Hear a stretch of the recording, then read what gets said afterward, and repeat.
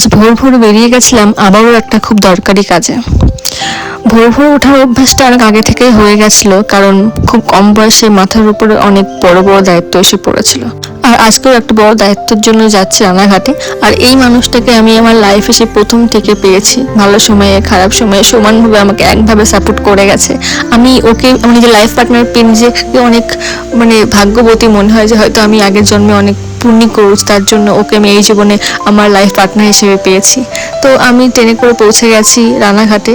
আর আজকে ছিল আমার দাদুর চোখের অপারেশন, তো তার জন্যই আমাকে একা একাই আসতে হয়েছে, কারণ দাদুদেরকে দেখার মতো আমি ছাড়া সেরকম কেউ নেই, সবাই অনেক দূরে দূরে থাকে।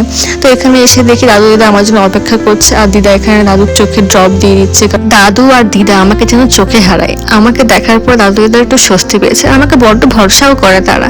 এখানে দাদুর অপারেশনটা হয়ে গেছে, আর আমাকে বলেছে এই ড্রপটা দিতে হবে 15 মিনিট অন্তর অন্তর দাদুর চোখে। সেই মতো আমিও ড্রপটা দিচ্ছিলাম।